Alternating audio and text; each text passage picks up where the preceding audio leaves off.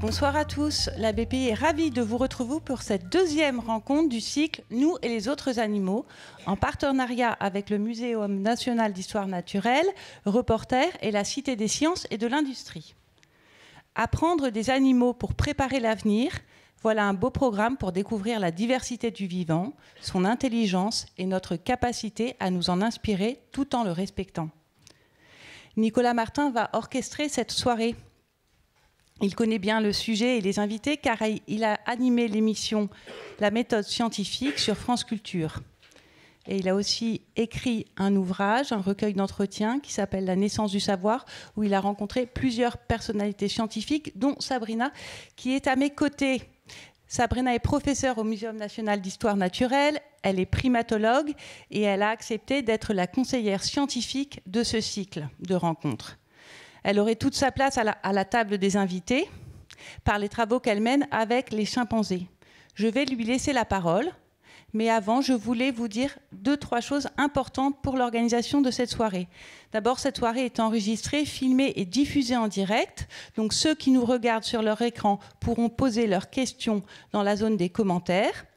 Ensuite, ne partez pas après à la fin exact de cette rencontre. À la librairie, il y a une vente signature qui est organisée où vous pouvez rencontrer les personnes qui sont sur le plateau, y compris Sabrina et Nicolas Martin. Je vous laisse avec Sabrina. Bonne soirée à tous.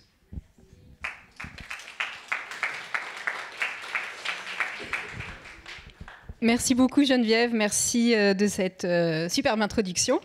Donc effectivement, cette deuxième séance du cycle Nous et les autres animaux a pour but de nous plonger dans les intelligences animales et de voir de quelle façon elles peuvent nous inspirer. Mais qu'entend-on par intelligence animale au pluriel ? Longtemps, et aujourd'hui encore parfois par certains, le seul référentiel était l'intelligence humaine. Celle qui nous permet de faire des maths ou de la philo, de construire des fusées, de plonger sous les mers. Et en tant que vétérinaire, avant, pendant et après mes études, je me suis souvent entendu dire « la médecine vétérinaire, c'est plus dur que la médecine humaine. Les animaux ne parlent pas ». Un peu comme si la difficulté du travail venait d'une incompétence de ceux pour lesquels on se dévoue. C'est vrai, ils ne peuvent exprimer à l'aide d'un langage articulé leurs symptômes. Mais au final, ce n'est qu'ajouter une petite pièce de plus au puzzle qu'est la compréhension de la santé des animaux, car pour moi, la difficulté vient plutôt du fait que ceux-ci appartiennent à des centaines de milliers ou millions d'espèces que nous devrions prétendre, en quelques années, 5 ans d'études vétérinaires, être capables de soigner. Je rappelle que les médecins qui soignent les humains ont 10 ans pour soigner une seule espèce, un seul spécimen parmi toutes ces milliers d'espèces. Donc, à moins de ne considérer que ceux qui ont été façonnés par nous et pour nous, les animaux domestiques, on peut s'interroger sur le bien fondé de cette difficulté. D'autant plus que on se rend compte aujourd'hui que ce n'est pas le cas, puisque les zoonoses, les maladies qui sont transmises entre les humains et les animaux et qui donc mettent en jeu la santé animale et notamment les animaux sauvages, est aujourd'hui une priorité.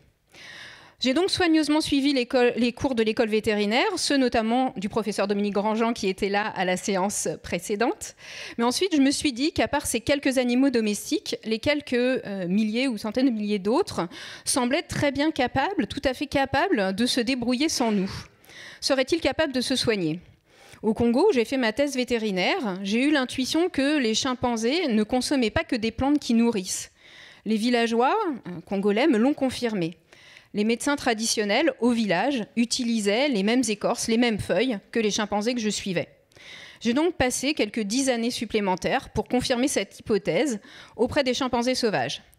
D'abord, la priorité était d'apprendre comment vivent et se nourrir ceux qui semblaient en bonne santé, pour avoir un référentiel.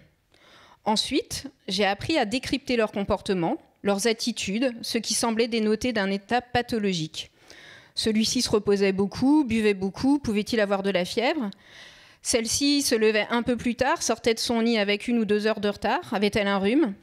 En même temps, j'avais déjà listé 300 aliments, lesquels étaient vraiment nutritifs, consommés par tous régulièrement, lesquels demandaient beaucoup d'efforts pour peu de calories, quelle consommation suscitait beaucoup de curiosité chez les autres membres du groupe, au point de goûter carrément dans la bouche du consommateur pour essayer d'extirper une petite bouchée de la chique.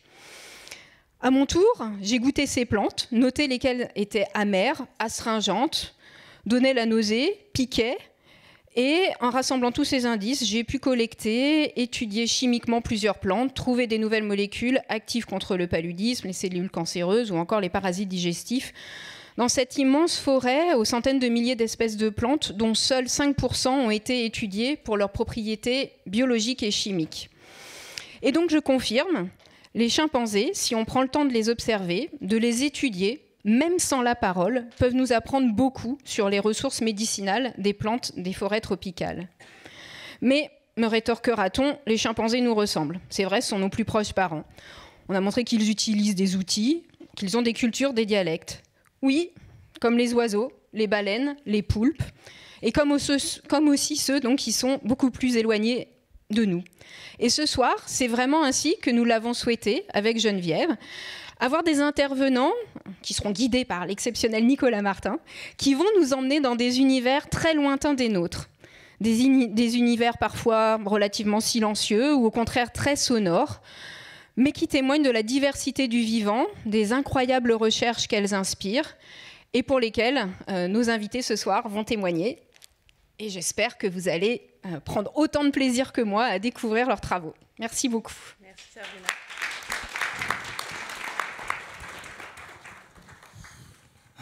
Eh bien, merci beaucoup Sabrina, merci Geneviève, merci de m'avoir proposé d'être ici pour animer cette table ronde qui fait partie des sujets qui me passionnaient, qui m'ont passionné quand je les ai bien expliqués, quand j'ai fait venir un certain nombre de chercheuses et de chercheurs autour de ces questions de sentience animale, d'intelligence animale, de biomimétisme. Et donc je suis vraiment ravi d'être ici avec mes 3 invités pour explorer un peu, et vous allez voir des pistes radicalement différentes mais absolument passionnantes.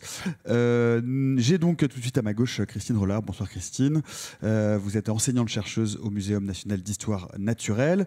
Franck Zal qui est tout au bout. Bonsoir Franck. Vous êtes docteur en biologie marine. Vous avez travaillé sur un ver marin dont on va longuement parler tout à l'heure. Et Jérôme Sueur. Bonsoir Jérôme. Bonsoir. Vous êtes professeur et directeur du laboratoire d'écoacoustique également au Muséum national d'histoire naturelle. Nous allons donc parler. Alors, c'est pour ça, j'aimerais commencer avant de rentrer dans les travaux de chacun de mes invités, d'une notion qu'on pourrait qualifier, ou qui a été qualifiée à défaut d'autre chose, de biomimétisme ou de bio-inspiration. C'est un terme qui définit toute forme de procédé humain qui cherche à imiter un procédé naturel. Et on va encore une fois préciser les contours exactement de tout ce que cela recouvre. En l'occurrence, nous allons nous pencher plus précisément sur le biomimétisme biologique, parce que par exemple l'avion de Clément Ader est du biomimétisme technologique, en essayant de reproduire des ailes de chauve-souris avec un avion. Ici on va parler de biomimétisme biologique, ou comment l'observation de phénomènes naturels qui soient comportementaux, comme vous venez de l'entendre dans les travaux de Sabrina sur les chimpanzés, ou exogènes avec les toiles d'araignée, mais on verra qu'il n'y a pas que les toiles qui peuvent nous intéresser dans les araignées, ou biologiques endogènes comme pour l'hémoglobine que Franck a étudié sur ce fameux ver marin qui a des propriétés, vous allez l'entendre, en termes de médecine tout à fait spectaculaires. Mais pour commencer, donc, avant de parler de tout ça précisément, j'aimerais entendre votre propre accession du terme biomimétisme, acception du terme biomimétisme, ou est-ce qu'il y a d'autres terminologies qui vous semblent plus judicieuses ou plus appropriées? Christine. Bonsoir à tous. En ce qui concerne plutôt mon matériel d'étude, que sont les araignées, je parlerais plutôt de bio-inspiration, donc comme ça a été évoqué, plutôt qu'au biomimétisme à proprement parler, puisque effectivement en observant, et comme ça a été dit, il n'y a pas que l'étoile, il peut y avoir autre chose en fait sur les araignées, en observant ça, en analysant effectivement un certain nombre d'éléments comme le venin pour les araignées, puisque ce sont des animaux venimeux, on peut aussi aller vers le biomédical. Donc je parlerai plutôt moi de bio-inspiration en observant, en analysant les éléments biologiques qui nous entourent. Jérôme, non, on va faire dans l'ordre.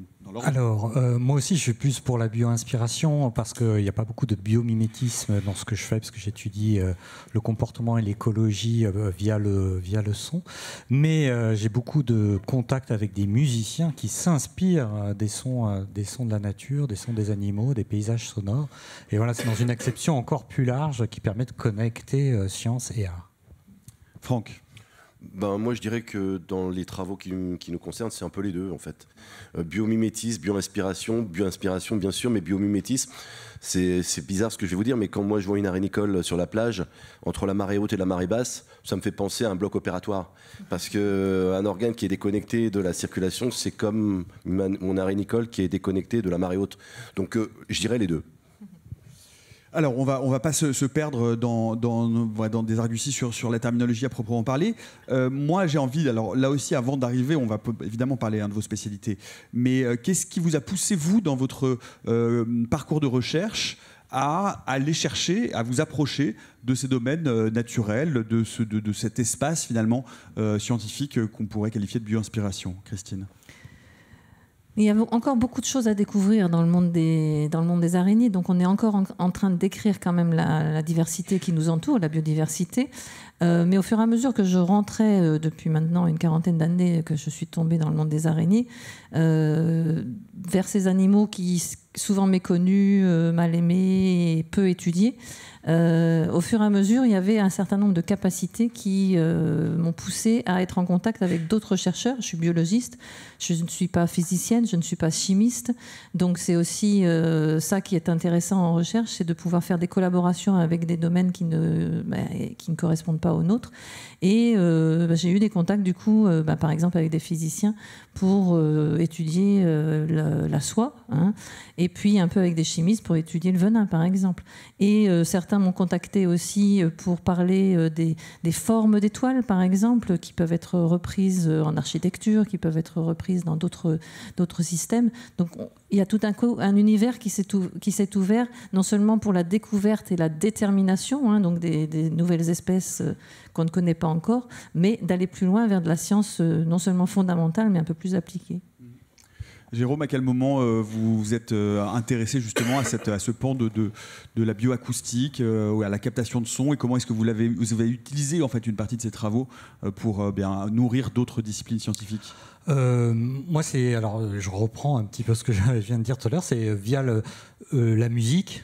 Essentiellement, où j'ai essayé d'être musicien mais je ne le suis pas, mais j'avais un grand affect pour le son, pour la musique et aussi pour le comportement animal. Donc c'était pas animal, c'est pas de la bio-inspiration mais de la bio-admiration, j'allais dire, vraiment pour le comportement animal. Et donc les deux se sont combinés et donc j'ai pu étudier sous différentes manières le comportement animal sonore, et maintenant en changeant d'échelle les paysages sonores dans leur totalité, donc l'ensemble de sons que l'on peut percevoir à un temps donné, avec toujours cette idée qu'on peut faire des ponts justement avec de l'inspiration musicale. Et Franck, enfin? En fait, c'est un peu le hasard. En fait, moi, j'ai été pendant 15 ans chercheur au CNRS. Je m'intéressais à l'écophysiologie marine, notamment les vers. Les vers intéressaient personne, alors qu'il y a 10 000 espèces de vers. Et je me suis mis à travailler sur un ver qui a 450 millions d'années. Je me suis posé une question que tous les gamins se posaient. Comment le ver est capable de respirer entre la marée haute et la marée basse? Je peux vous dire que ça n'intéressait personne. Et on avait du mal à se faire financer. Et puis avec ça, en fait, juste une question de chercheurs. C'est pour ça que je dis que la recherche fondamentale, c'est hyper important. On est en train de révolutionner des pans entiers de la médecine. Là, je reviens de New York. J'étais au NIU, en fait, où je discutais avec ceux qui ont fait de la xénotransplantation. J'étais à Montréal il y a quelques semaines avec ceux qui font du biobanking en fait, en cancer. En fait, on est en train de révolutionner des pans entiers de la médecine. Alors, NYU, c'est l'université de New York. Oui. Vous aviez dit quoi Vous avez utilisé des termes. La xénotransplantation, c'est la possibilité de transplanter un organe animal sur un être humain. C'est ça. Et le biobanking, c'est le fait d'avoir des banques de données d'organes. C'est ça. Ou de tumeurs pour en fait avoir le bon traitement adéquat. Okay. Mais il y a quelque chose en particulier qui vous a mis une anecdote sur ce verre à Nicole qui vous a attiré vers ce verre, ou c'est vraiment un coup de bol? Pas du tout. En fait, moi j'étais à Roscoff, pour ceux qui connaissent. Très belle ville. Voilà, très belle ville. Il y a un grand centre de recherche. Et puis en fait, les fenêtres de mon laboratoire donnaient sur la berre de Roscoff. C'était bourré de traces en fait d'Harry Nicole, et c'était vraiment en fait un modèle d'étude qui était hyper intéressant pour moi, disponible. Et donc en posant cette question, je me suis intéressé bien sûr au sang de l'animal et j'ai fait cette découverte. Mais au démarrage, c'était vraiment le hasard. Vous allez nous reparler de cette découverte qui est effectivement spectaculaire. Peut-être qu'on pourrait commencer avec vous, Jérôme, puisque vous nous avez fait l'amitié d'amener un certain nombre d'extraits sonores. Peut-être commencer par un extrait sonore de chimpanzé, puisque pour faire le lien avec ce que Sabrina, parce qu'elle ne les entend pas assez. Qu'on va lire.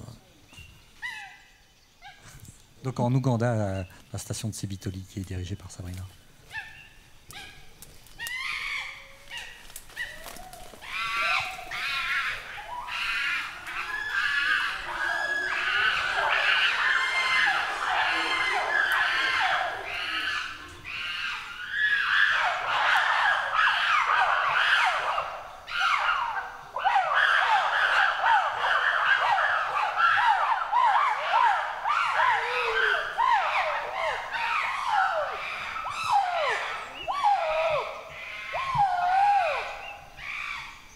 Sabrina, c'est qui? Tu les reconnais? C'est le futur travail qu'on va faire ensemble. Qu'est-ce qu'on alors vous voulez nous décrire ce qu'on entend et qu'est-ce que ça nous raconte par ailleurs, et quel est le discours scientifique que l'on peut construire ou trouver ou découvrir avec ces enregistrements?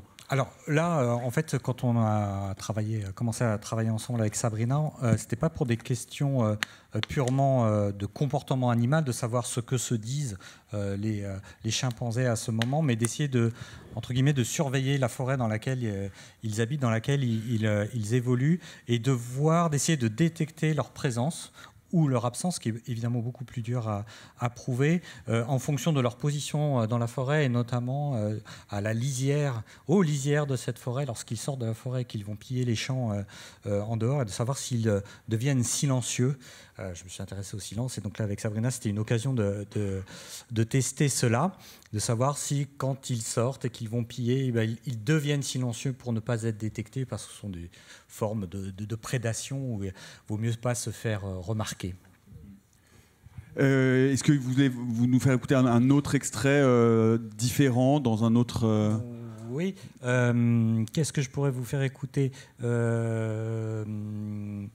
Alors, je vais vous faire écouter un extrait un peu personnel que je raconte dans mon bouquin. Vous allez voir que le son n'est pas très bien, parce que vous allez m'entendre bouger, et c'est un peu parce que ça révèle la position qu'on peut avoir dans un environnement naturel. Là, c'est en forêt tropicale en Guyane, où en fait j'entends mais je ne vois pas ce qui m'arrive. Vous allez entendre des sons un peu forts, et je ne sais pas quoi faire, et je trouve que c'est intéressant parce que ça nous remet justement dans une situation d'humilité, dans des environnements qu'on ne connaît pas, dans lequel on ne sait pas trop se déplacer, et on ne sait pas toujours quoi faire.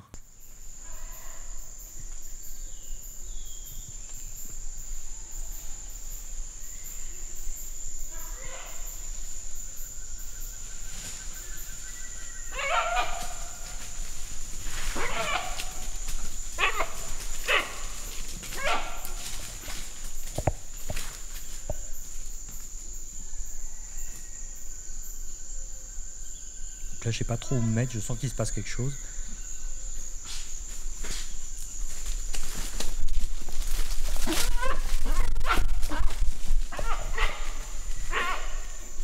Alors en fait, rien de dangereux, hein. Ce sont des daguets rouges, c'est comme des chevreuils qu'on aurait en forêt de Rambouillet, mais je ne savais vraiment pas où me mettre.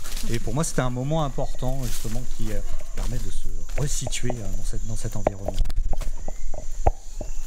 Et un troisième petit extrait pour voir un peu la palette de vos travaux et de ce qu'ils nous apprennent sur les espèces que vous enregistrez. Peut-être.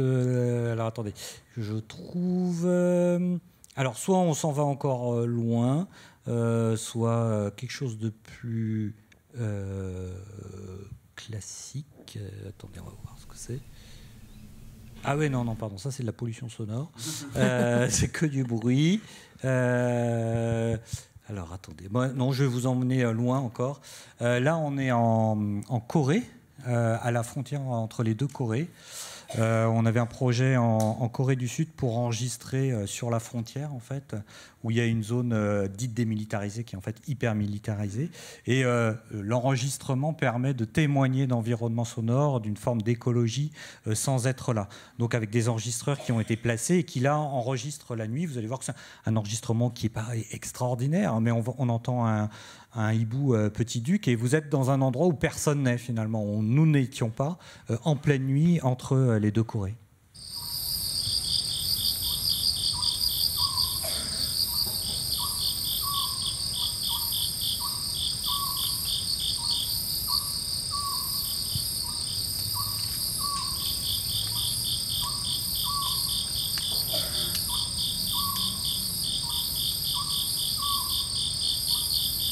Voilà, ça dure comme ça, toute la nuit. Ben, c'est très plaisant, on pourrait baisser un peu les lumières, faire une petite sieste sonore. Une question peut-être un petit peu plus générique sur les enseignements que vous pouvez tirer de ces différents enregistrements. Qu'est-ce que ces sons nous disent des différentes formes d'intelligence ou d'organisation animale, et qu'est-ce qu'on peut apprendre d'eux véritablement? Bon, les sons utilisés par les animaux sont un moyen de communication, d'échanger de l'information comme on le fait. Alors, à un niveau un peu moins compliqué, mais on peut considérer que c'est une forme de langage, parce qu'on dit qu'ils codent des informations sur leur identité, tout simplement. Les chimpanzés probablement disent qui ils sont, ce qu'ils sont en train de faire, où ils sont. Là, probablement, ils étaient en train de ce que j'ai pu voir, ils étaient en train de se disputer, d'être en compétition. Et la structure de ces signaux, à la fois en temps, en amplitude, en fréquence, code donc plein d'informations. Je ne sais plus comment s'appellent tes chimpanzés, je suis désolé. Je suis Elliot, je suis un mâle alpha. Voilà, alpha.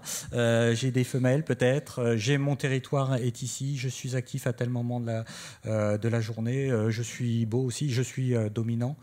Donc on peut transmettre beaucoup de choses entre partenaires sexuels, entre parents et enfants, entre membres d'un même groupe. Donc tous ces sons ne sont pas produits par hasard. Ils sont le fruit d'une évolution, d'une sélection sexuelle, d'une sélection naturelle. Ils ont un coût énergétique. On prend des risques quand on se manifeste acoustiquement, parce qu'on peut être en compétition avec d'autres, on peut être détecté par des prédateurs. Donc c'est pas, on dit souvent, le chant du rossignol, c'est pour nous faire plaisir. Non, c'est vraiment un comportement sélectionné et coûteux. On reviendra sur cette notion de communication, d'intelligence. Vous allez voir que les deux exemples qui vont suivre sont très très distincts. Peut-être on peut continuer avec vous, Christine Rollard, et vos travaux sur les soies d'araignée. On va parler des soies d'araignée parce que là on est dans la bio-inspiration, mais plus généralement, qu'est-ce que 40 ans d'études des araignées vous ont appris sur l'écosystème terrestre, sur l'espèce humaine, dans votre discipline, au-delà de votre discipline en quelque sorte? Énormément de choses, puisque je pense qu'on ne sait pas forcément toujours regarder les autres animaux à une échelle différente aussi. Donc moi j'ai la chance de travailler sur un groupe qui effectivement ne correspond pas à des animaux qui sont proches de nous, qui sont souvent effectivement aussi mal aimés. Mais quand on se remet à leur échelle, alors la majorité des araignées c'est petit, on découvre là un univers complètement différent. Donc, depuis 40 ans que je suis tombée dedans par hasard, j'ai appris à connaître vraiment leurs mœurs, leur diversité, les comportements de chasse, les comportements de cours. Bon, là, il n'y a pas d'enregistrement de cours de certaines araignées, malheureusement. Mais c'est vrai qu'il n'y a pas beaucoup Roméo et de... Juliette araignée, ça n'existe pas. Si, ça existe, mais j'ai oublié de mettre l'enregistrement. Et donc c'est cette diversité qui m'a vraiment fascinée, hein, sachant que de toute façon il y a encore beaucoup de choses à découvrir. Et j'ai suivi les fils, hein, donc il se trouve qu'effectivement les araignées c'est un monde qui est très soyeux. Elles produisent justement ces fils de soie de différents types. C'est les seuls animaux qui produisent différents types de fils pour différents usages. Donc c'est hyper intéressant de connaître la composition et de savoir quels sont les usages qu'elles peuvent en faire. Et puis également, elles sont recouvertes de sortes de poils qu'on va appeler des soies aussi, puisque c'est une insertion sur leur carapace, sur leur tégument qui est différente de nos poils à nous de mammifères. Donc c'est un monde soyeux qui s'est ouvert à moi, un monde très sensoriel, un monde sensitif, et qui, je pense, est vraiment très important dans l'équilibre général.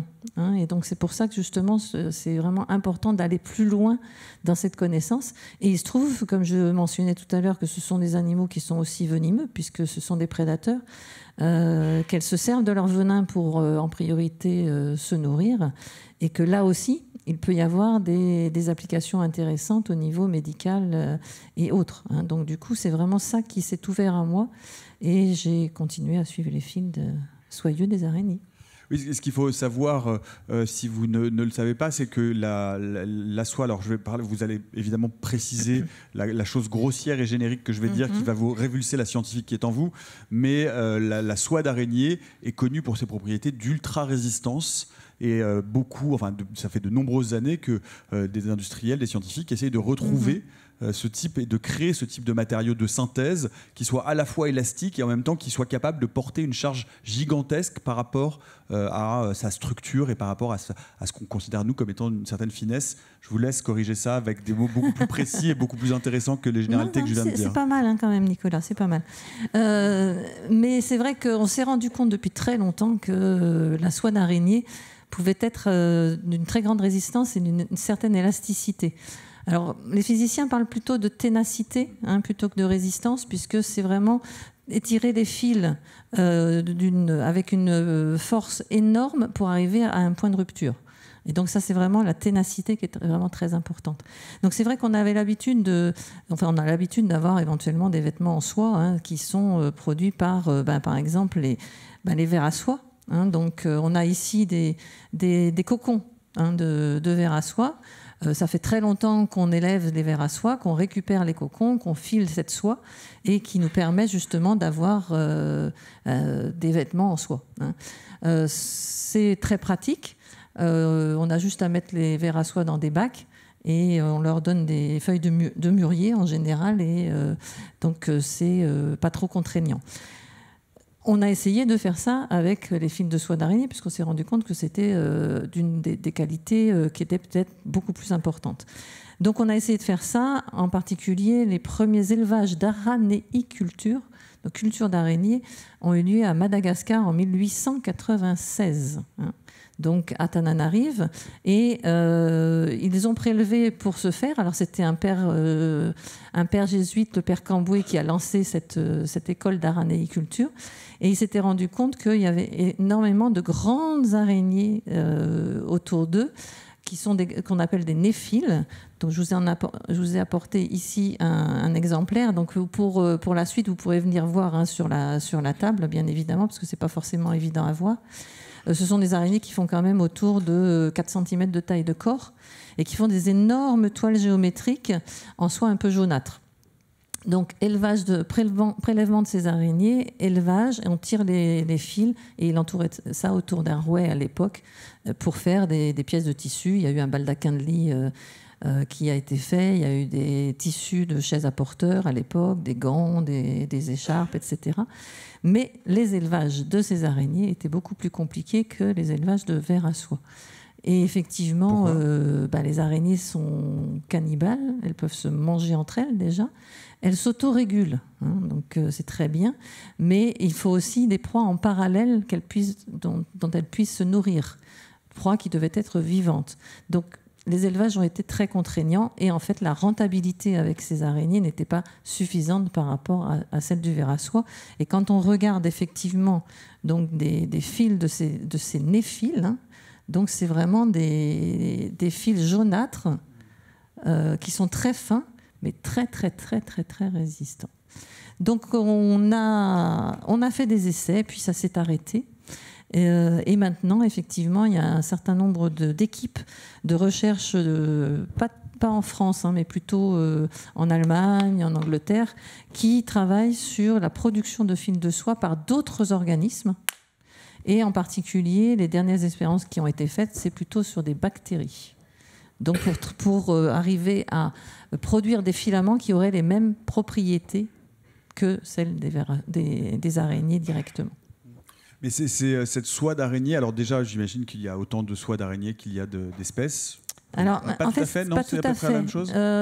Pour toutes les araignées, on a de 3 types de glandes à l'intérieur du corps, jusqu'à 6 types de glandes différentes qui vont produire des fils qui ont une protéine de base qui est la même, la fibroïne, qu'on retrouve d'ailleurs aussi chez le ver à soie, mais avec ensuite des éléments minéraux, des éléments colorants, de l'eau, des proportions en fait de différents éléments qui sont différentes selon les glandes. Et les araignées sont les seuls animaux capables d'utiliser différents types de fils pour des usages différents.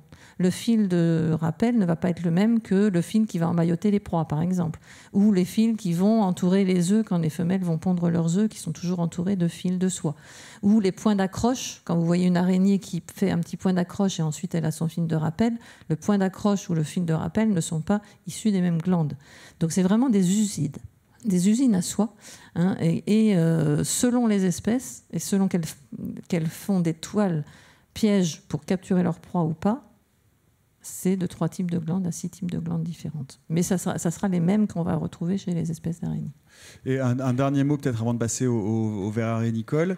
Cette soie aujourd'hui, les industriels cherchent à la reproduire, pas uniquement pour des vêtements, parce qu'elle a des propriétés physiques qui peuvent être utilisées dans quel type d'application ? Donc il n'y a pas que du textile, effectivement. Il y a aussi du médical, puisque certains peuples dans le monde utilisent ou ont utilisé des toiles d'araignée, par exemple, comme pansement.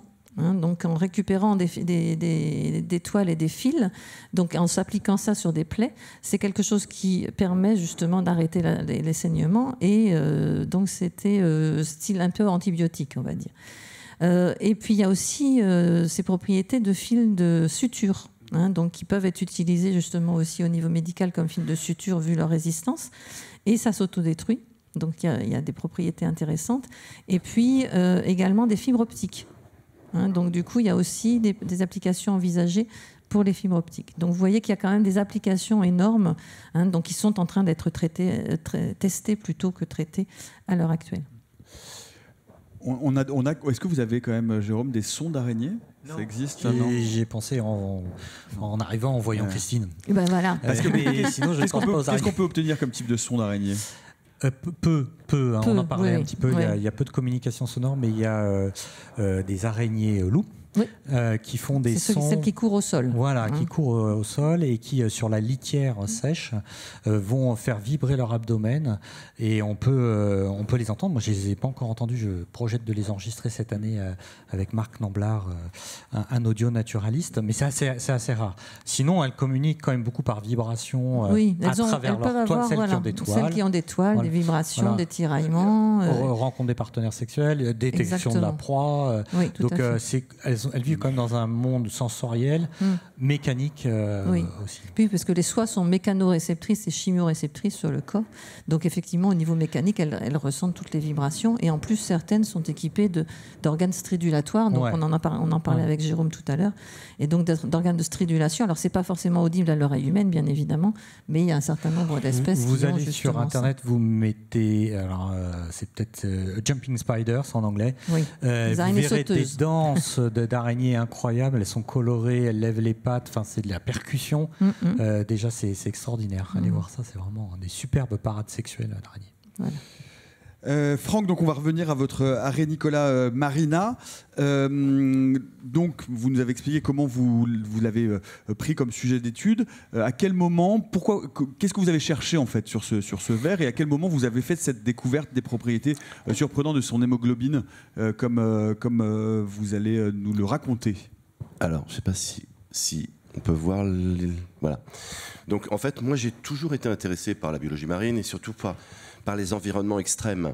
Parce qu'en fait, quand on veut faire des découvertes, c'est mieux de regarder des organismes qui vivent dans des milieux extrêmes pour avoir plus de facilité à observer des adaptations, etc.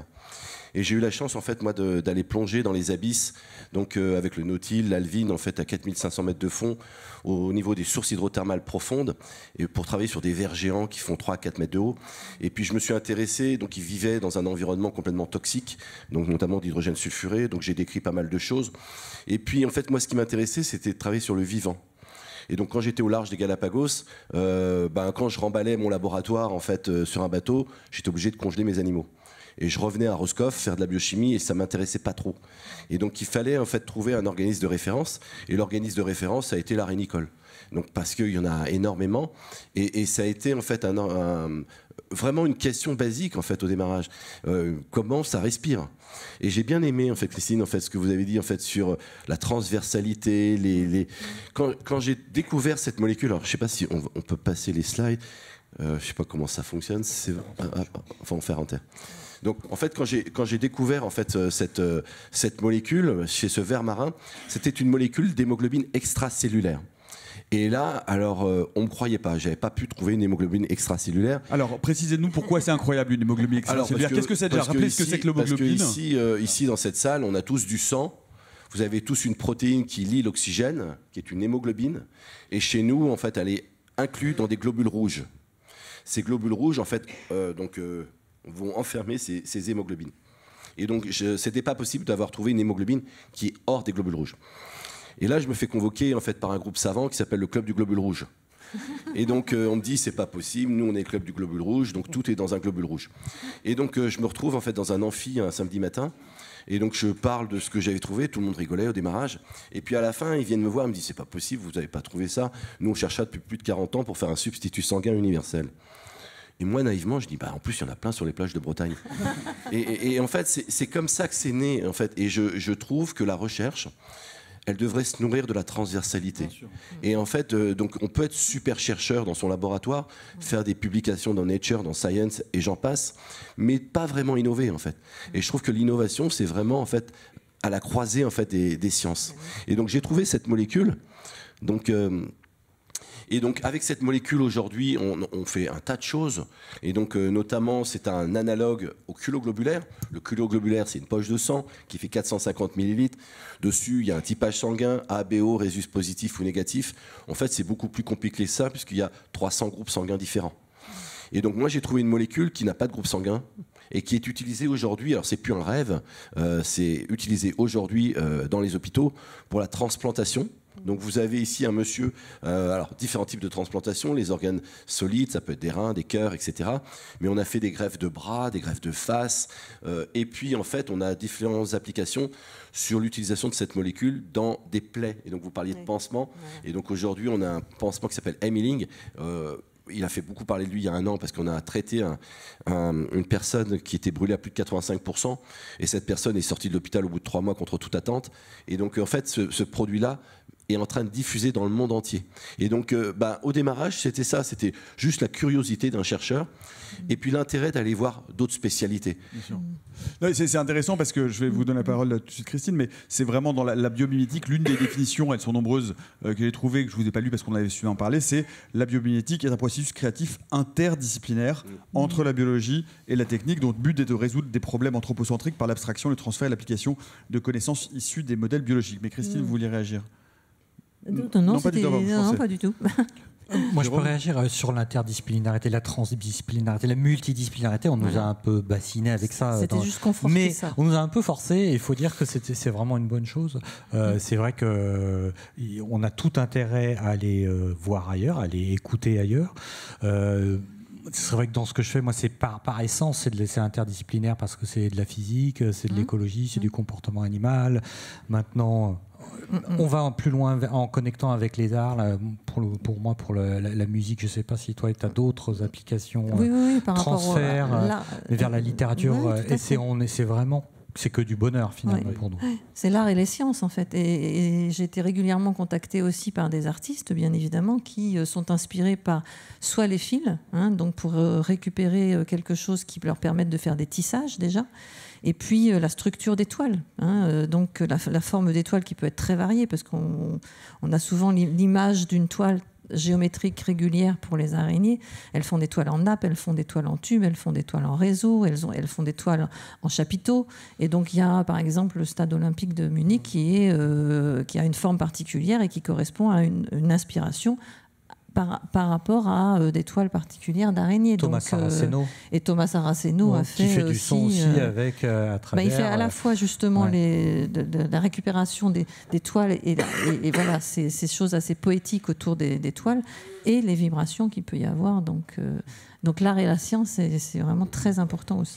Mais pour revenir justement au passage du milieu naturel à l'industrie, c'est intéressant aussi cette aventure. Enfin, à partir du moment où vous avez identifié cette hémoglobine, j'imagine que vous ne l'avez pas extraite, vous n'avez pas fait des fermes d'arénicole, si? Comment ça s'est passé? Aujourd'hui, vous la synthétisez complètement? Non. En fait, aujourd'hui, donc cette molécule, c'est une macromolécule, donc extrêmement complexe. Elle a 200 chaînes polypeptidiques. Et donc, bien sûr, on a essayé de la synthétiser, des parties, on a tous les ADN complémentaires qui codent en fait pour cette molécule, mais elle est trop complexe. Et aujourd'hui, si justement, on a créé la première ferme aquacole, donc à Noirmoutier, donc qui produit en fait des arénicoles dans des conditions complètement tracées et contrôlées, et on extrait cette molécule. Cette molécule, donc, du coup, maintenant, elle est complètement intégrée dans le parcours hospitalier. Comment ça s'est passé? Parce que vous racontez cette première réunion où on ne vous croit pas, à un moment où maintenant, vous avez un livre où vous racontez d'ailleurs cette histoire, où vous avez vraiment permis, en tout cas, un gap important dans le problème, dans la grande problématique des greffes d'organes. Oui, c'est en fait il n'y avait pas eu d'avancée en fait technologique dans la greffe d'organes depuis Cabrol, les premières transplantations, où en fait on protégeait en fait les organes avec des solutions qu'on appelle des solutions colloïdales, de l'eau, du sel et des colloïdes. Et donc nous on amène un plus, c'est-à-dire qu'aujourd'hui la greffe en fait on la retire de l'urgence. Aujourd'hui on est capable de maintenir un rein pendant 7 jours au lieu de 12 heures. Oui. On est capable de garder en fait un poumon pendant 48 heures au lieu de 6 heures. Et donc tout ça, c'est pas de la magie. En fait, tout ça, c'est lié en fait à la physiologie de l'arénicole. La question que je me suis posée, qui était un peu naïf au démarrage, comment l'arénicole est capable de respirer entre la marée haute et la marée basse, ce que je me suis aperçu, c'est que l'arénicole ne respirait pas à marée basse. Et en fait, il vivait avec son stock d'oxygène qu'il avait lié sur ses molécules d'hémoglobine. C'est pour ça que je vous ai dit en préambule, l'arénicole à marée basse, c'est comme un organe déconnecté du donneur. Et donc moi, ce que je fais, c'est que je lui mets juste des molécules d'hémoglobine pour lui faire croire qu'il est toujours connecté, et en fait, donc assurer le métabolisme du greffon. Et donc, vous voyez, c'est vraiment, encore une fois, juste en fait... une ouverture d'esprit, et puis de la transversalité, aller voir des médecins qui m'ont parlé. Alors, ils me parlaient d'un truc qu'ils n'avaient pas résolu depuis que la médecine existe, qui s'appelle l'ischémie-reperfusion. Et donc, je vais vous expliquer très simplement. Ischémie, manque d'oxygène, reperfusion, trop d'oxygène. Et en fait, ischémie-reperfusion pour l'arénicole, c'est juste simplement marée haute, marée basse. Et en fait, l'arénicole avait répondu à cette problématique médicale depuis 450 millions d'années. On reviendra parce qu'il y a l'arénicole, mais vous parliez par exemple des vers marins, de ces études d'organismes et qui sont aujourd'hui, qui intéressent énormément la biologie contemporaine, qui vivent dans des conditions qui sont des conditions de pression, d'absence d'oxygène, d'absence de lumière, et qui aujourd'hui servent même de modèle pour les xénobiologistes pour imaginer comment pourrait se développer la vie ailleurs que dans les conditions sur lesquelles on la connaît sur Terre. Il y a d'autres exemples que vous avez justement des leçons que nous ont apporté ce type d'organisme-là. Plein en fait. Alors ceux-là, l'arénicole, en fait, je pense que c'est le projet le plus avancé en fait, puisque les molécules sont aujourd'hui en clinique. Mais il y a plein de choses en fait dans le domaine du biomimétisme, dans le domaine marin. Et c'est souvent en fait quand vous regardez le biomimétisme, c'est en tout cas lié à la santé, c'est souvent dans le domaine marin. Mais malheureusement, c'est un milieu difficile d'accès. Donc, on travaille souvent sur la plage, parce qu'on peut y aller. Sinon, il faut prendre une bouteille ou un sous-marin pour aller sous l'eau. Mais oui, bien sûr, par exemple, je ne sais pas si vous savez, mais alors, un truc basique, mais je suis sûr que vous utilisez tous, le post-it. Le post-it qu'on utilise tous, c'était des chercheurs qui s'intéressaient en fait à la patelle ou le chapeau chinois sur les rochers. Et puis, en fait, ils voulaient faire une colle. Et puis, ils se sont trompés dans la formulation et ça donnait la colle qui colle et qui se décolle. Et ça a donné le post-it. Aujourd'hui, il y a aussi en fait, pas mal de gens qui travaillent... vous parliez des fils d'araignée, mais beaucoup de gens en fait, travaillent sur le byssus de moule. Donc, c'est aussi un composé en fait, qui est intéressant pour les fils de suture. Donc, il y a plein de choses qui commencent à émerger. Et je dirais principalement dans le domaine marin, sur les projets les plus aboutis.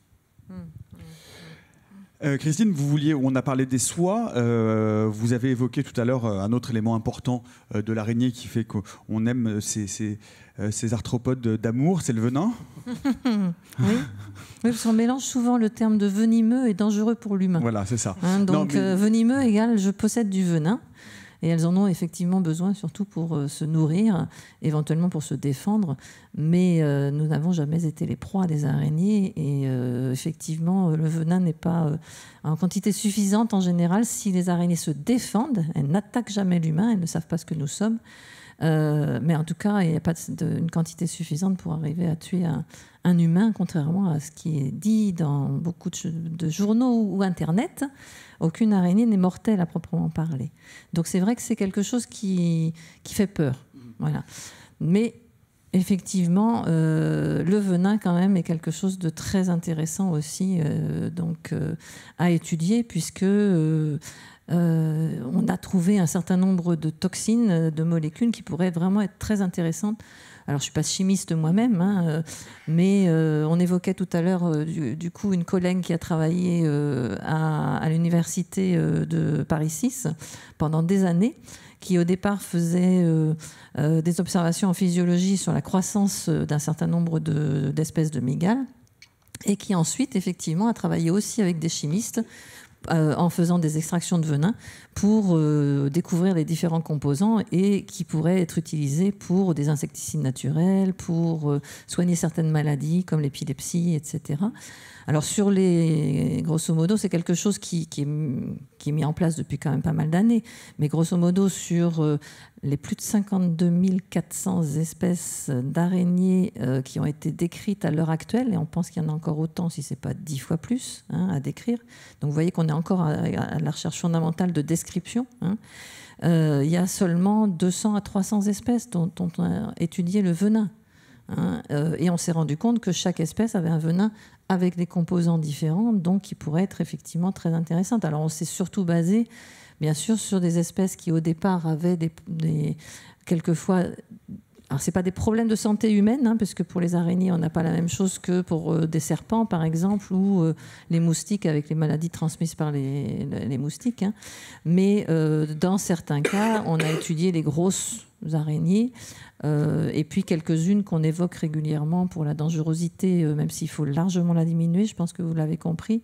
Des grosses mygales, par exemple, comme des araignées de ce type. Il y en a deux, je vous rassure. Non, il n'y en a qu'une. Il n'y en a qu'une. Vous la verrez peut-être mieux autrement, mais ces araignées-là ont été étudiées, bien évidemment, puisqu'elles sont de grande taille et qu'on pouvait récupérer un certain nombre de quantités de venin. Maintenant, on arrive à partir de peu de quantité, a quand même étudié ça de façon beaucoup plus précise. Celle qu'on a aussi étudiée, c'est celle qu'on évoque régulièrement sur la dangerosité, les veuves noires.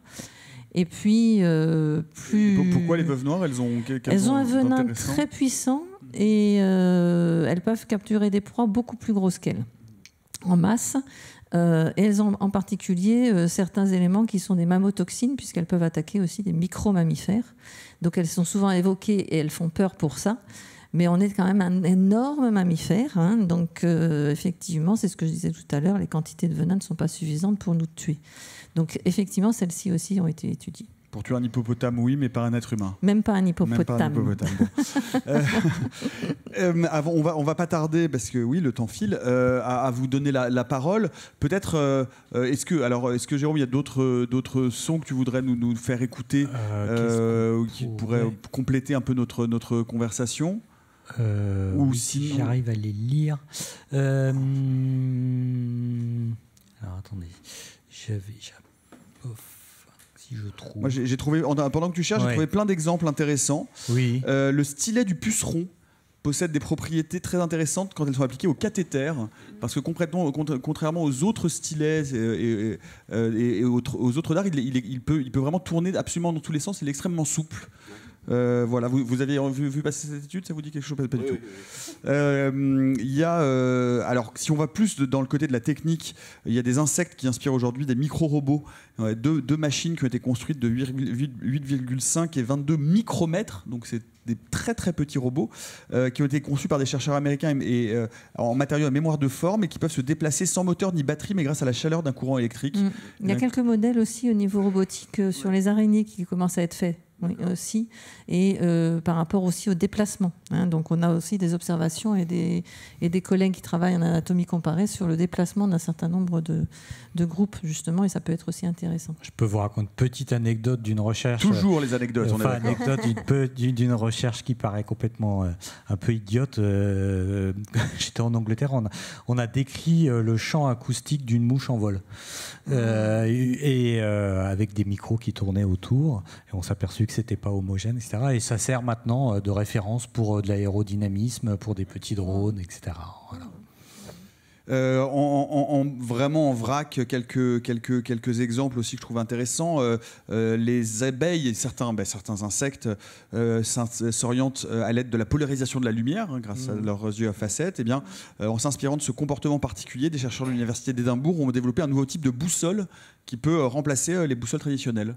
Voilà, juste en repérant la polarisation de la lumière, etc. Des adhésifs qui sont issus de l'observation des geckos en position verticale aussi, à cause de la position et des espèces de micro... je sais pas comment, indentations. Velcro qui sont inspirés des graines. Des systèmes de détection de polluants qui sont basés sur des molécules fluorescentes, des méthodes de production de verre économes en énergie inspirées des microalgues, etc., etc. Donc en tout cas, c'est un domaine de recherche effectivement très, très vivace, et d'autant plus vivace que, comme on l'expliquait, il intéresse l'industrie et que ça peut permettre certains modèles, et parce qu'il y en a, vertueux entre la recherche fondamentale et le développement industriel. C'est exact, en fait, il y a des centres de recherche qui sont créés, donc notamment le CIBIOS, qui vise à mettre ensemble en fait des biologistes, des ingénieurs, etc. Et le muséum. Et le muséum, parce qu'on y participe. Et donc en fait, pour essayer justement de trouver en fait des adaptations chez différents organismes, et les industriels, vous avez raison, s'intéressent de plus en plus en fait au biomimétisme.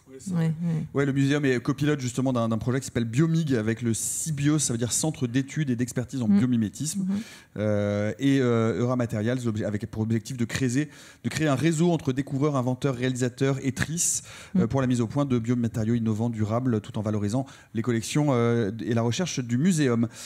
Quelle heure est-il? Nous approchons des 20h de l'heure fatidique. On a le temps peut-être de prendre quelques questions dans la salle. Oui, ici devant. Il faut le micro, parce que comme c'est enregistré, pour que les gens qui ne sont pas en présentiel et que nous saluons puissent vous entendre. Bonsoir. Bonsoir, merci beaucoup pour toutes ces histoires passionnantes. Moi, je me suis simplement demandé, puisque vous parliez de l'industrie, comment trouver des limites justement pour que l'industrie ne s'approprie pas toutes ces découvertes pour en faire des gros business et finalement utiliser ces petites bêtes et autres animaux. Alors c'est difficile, hein. Donc en fait je sais que dans le projet avec le Cybios, dont le muséum probablement est partenaire, donc je connais bien les créateurs du Cybios, ils sont en train de mettre en place des logiciels d'IA pour essayer de trouver des applications dans différents domaines industriels. Après, en fait, moi ça me choque pas en fait de trouver par exemple des vitres en fait qui s'auto-nettoient parce qu'on a regardé le lotus et qu'on a vu en fait que l'eau glissait sur les feuilles de lotus. Ça me choque pas en fait. Je dirais que c'est plutôt en fait c'est plutôt noble en fait de pas aller d'aller regarder des modèles de la nature pour en faire des produits. Après, moi je vous repose, c'est quoi le problème en fait? Il y a beaucoup de problèmes. Il y en a quand même. Quand on regarde, c'est vrai que du point de vue des services écosystémiques, on peut se dire que ou des solutions fondées sur la nature, tout ça est très intéressant. Après, effectivement, on peut simplement se dire peut-être jusqu'où peut-on aller. Voilà, c'est ça la limite. En fait, je pense qu'il y a des problèmes d'éthique derrière, effectivement, surtout quand on s'adresse à des organismes comme ça. Je pense que les problèmes d'éthique, bien sûr, il faut les gérer. Si on s'inspire de la nature, on n'est pas là pour la détruire. C'est plutôt de la bio-inspiration. Et moi, je dis toujours en fait que il faut lire la biodiversité comme une bibliothèque et lire les livres en fait de la nature plutôt que de les brûler. Mais en fait, de s'inspirer de la nature pour en faire des produits, sincèrement, ça me choque pas. Il y a peut-être, pour répondre et pour aller dans le sens où vous vouliez nous emmener, un garde-fou qui a tremblé, qui a été fissuré, mais qui existe encore, qui s'appelle l'interdiction de breveter le vivant. Et l'interdiction du brevetage du vivant, si je parle sous votre contrôle, je dis pas de bêtises, c'est une façon d'interdire ou d'empêcher au maximum l'exploitation. Alors oui et non, parce qu'en fait, il y a tellement de passerelles pour protéger quand même, pour breveter le vivant. C'est pour ça que je veux dire que c'est un mur perméable. En fait, vous ne pouvez pas breveter un gène, d'accord, mais vous pouvez breveter un cDNA, un ADN complémentaire, qui est un ADN qui code pour un gène, mais où on enlève les exons. Et donc, en fait, voilà, donc vous voyez, et nous, ce qui nous intéresse, c'est ces DNA. Donc, vous voyez, il y a plein de façons de contourner tout ça. Et après, il y a des choses qui ont été utilisées. En fait, par exemple, il n'y aurait pas eu de biologie moléculaire si on n'avait pas trouvé les Taq polymérases dans les abysses. Et on a utilisé ces enzymes pour faire de la biologie moléculaire. Donc, mais juste un exemple sur la soie, justement, et les fils de soie d'araignée. Quand on s'est rendu compte, avec l'exemple que je citais tout à l'heure, que les élevages étaient quand même contraignants, les humains ont essayé du coup de faire produire ces fils par d'autres organismes. Et donc il y a eu des animaux, en particulier au Canada, une entreprise qui a essayé de faire des vaches ou des chèvres araignées. Donc de la transgénique. Jusqu'où on peut aller, surtout c'était des animaux qui ne produisaient pas eux-mêmes de fils de soie. Donc après, il y a eu des essais de transgénique avec des vers à soie, justement, puisque ce sont des animaux qui produisent des fils de soie. Ça n'a pas forcément marché. Et en plus, les questions se posaient quand même par rapport à jusqu'où peut-on aller, c'est ce que je disais tout à l'heure. Et maintenant, effectivement, donc, les essais sont faits sur des bactéries qui peuvent produire plus ou moins naturellement des sortes de filaments. Donc on revient effectivement à des questionnements par rapport à rien que ces fils de soie. On fait très attention maintenant à l'éthique et à notre recherche. Je ne vois pas pourquoi on ne ferait pas attention dans l'exploitation, même si ce n'est qu'une idée qui est inspirée de la nature. Donc il faut se mettre ces garde-fous, on nous les met et c'est bien. Une autre question, oui, bonsoir. Tout d'abord, bonsoir. Du coup, merci d'avoir partagé toutes ces merveilleuses anecdotes. Moi, j'avais une question par rapport au processus de la recherche en général. Cette question s'adresse notamment à vous trois. Quelles sont les premières étapes ou les étapes pour vous qui sont le plus primordiales dans une recherche, surtout quand on s'inspire de la nature? Est-ce que vous êtes déjà posé la question en observant la nature, est-ce que je ne participerais pas à une sorte de perturbation ou un changement d'attitude, notamment pour vous qui observez les animaux vivants? Vous n'êtes pas demandé, quand je les observe, est-ce qu'ils changent de comportement? Bien sûr. Et comment vous affrontez justement cette problématique-là en fait? Alors complètement, d'un point de vue purement scientifique, c'est un biais potentiel. Ça s'appelle le biais d'observation et aussi de l'observateur. C'est-à-dire que dès qu'on va rentrer dans un milieu qu'on va observer, c'est vraiment le cas pour les chimpanzés, mais Sabrina pourra en parler mieux que nous. Et on va perturber parce qu'on est là, notre présence, notre odeur, nos mouvements, nos sons vont potentiellement perturber. Donc comment on limite ça par l'observation sur le long terme, par l'habituation notamment pour les chimpanzés, pour les mammifères, en se cachant tout simplement, en limitant le plus possible notre présence. Et nous, ce que l'on fait par le son, justement, on essaie d'enlever complètement ça en enregistrant sans être là avec des magnétophones automatiques. Avec Sabrina, il y a aussi des caméras, des appareils photo automatiques. On peut observer sans être là. Alors, on a moins d'informations parce qu'on n'est pas là. Mais on ne dérange pas et donc on ne perturbe vraiment pas ce que l'on observe. Sabrina, tu veux dire ? Si j'ai le micro, j'en profite juste pour répondre à la première question autour notamment de l'utilisation des plantes médicinales qui peuvent être découvertes grâce aux chimpanzés qui sont nos guides vers ces molécules. Là, l'éthique et les questions de préservation en fait, de ces connaissances et de ces savoirs locaux est primordiale.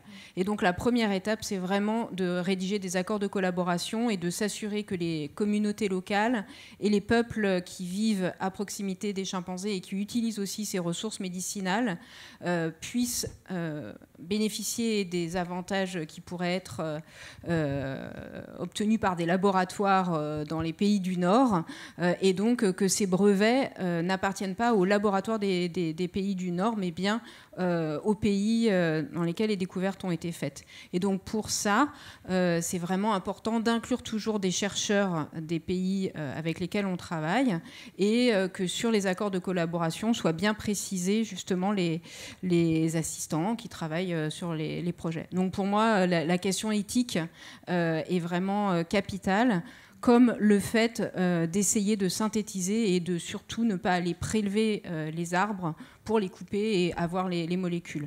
Donc l'objectif, c'est d'avoir un modèle qui permette de mimer la nature, un modèle chimique, mais qui permette de faire de la synthèse ou de l'hémisynthèse, et bien sûr pas d'aller couper les arbres ou les plantes pour s'en inspirer. Sur la première étape qui consiste à ne pas perturber, oui, c'est primordial. Je dirais que la première étape de la recherche, c'est avant tout la curiosité, mais que cette curiosité, il faut la réfréner au maximum pour s'assurer que les recherches sont faites sans perturber. Et dans le cas des chimpanzés, il y a une étape de au moins 8 à 10 ans pour ne pas approcher les animaux et à obtenir leur confiance.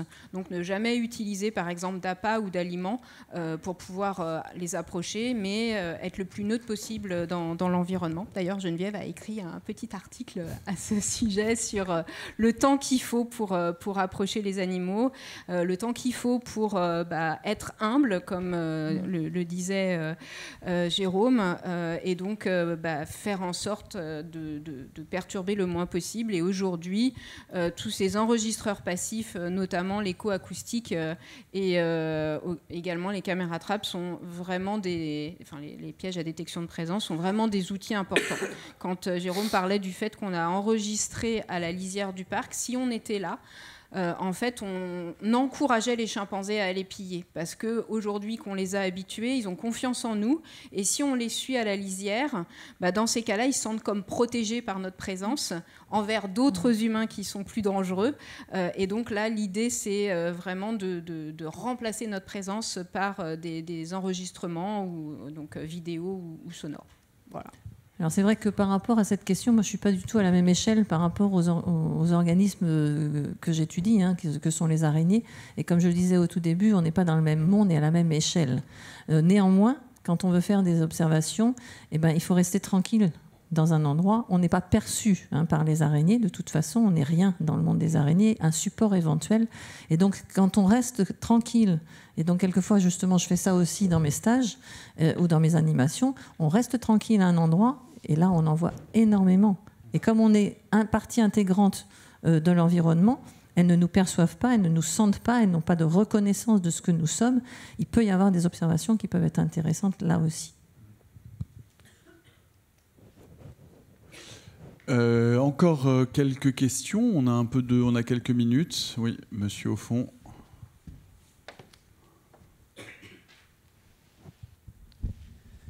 Bonsoir. Bonsoir. Est-ce qu'à votre connaissance, il y a des pays qui sont particulièrement avancés en matière de recherche sur le biomimétisme? Et dans le même ordre d'idées, est-ce que les différences d'encadrement juridique, d'encadrement réglementaire d'un pays à l'autre, la France, les États-Unis, la Chine, risquent de poser problème? Alors, en fait, les États-Unis sont extrêmement bien avancés en fait, sur le biomimétisme. C'était même d'ailleurs des pionniers. Et puis, il y a une norme qui est en train de se mettre en place.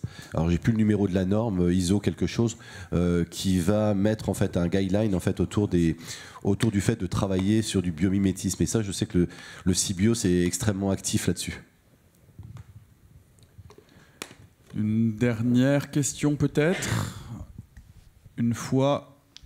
Vous ne regretterez pas, vous êtes sûr? Bon, bah, c'est pas grave parce qu'on va pouvoir discuter en tout cas pendant quelques minutes encore après.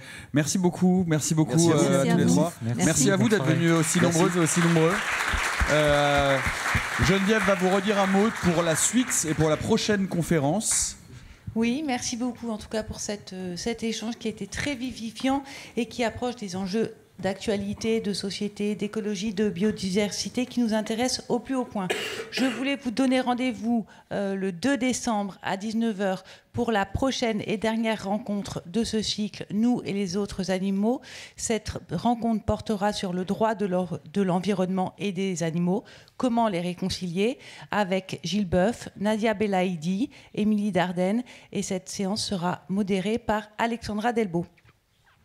Je voudrais remercier plusieurs personnes qui ont participé et sans qui cette séance n'aurait pas pu avoir lieu, notamment ma collègue Françoise Chevalier qui a constitué les bibliographies que vous pouvez prendre à l'entrée de la salle. Sabrina a fait une allusion au numéro de Balise, donc qui est le magazine de la BPI que vous pouvez prendre aussi, qui doit être à votre disposition à l'entrée de la salle. La séance de la dernière fois, celle du 21 octobre, sur les animaux partenaires des humains est à présent disponible sur la chaîne YouTube de la BPI. Donc ça s'appelle Les animaux partenaires des humains. Et à présent, nous allons vous inviter à nous rejoindre à la librairie du Centre Pompidou où vous retrouverez nos invités pour une vente signature de leurs ouvrages, y compris les ouvrages de Nicolas et de Sabrina. Je vous remercie, je remercie la lumière, le son, donc mes amis de la régie. Merci à tous et à très bientôt. Et je salue Emmanuelle Puy-Debat parce qu'on a beaucoup parlé de bio-inspiration ce soir. Donc Emmanuelle Puy-Debat est professeure au Muséum. Elle a vraiment l'art de transmettre son émerveillement à tous et ses ouvrages ont été décisifs pour la constitution de ce cycle, donc je tenais à la saluer. J'espère vous revoir bientôt le 2 décembre et en attendant à la librairie. Merci beaucoup, bonne soirée à tous.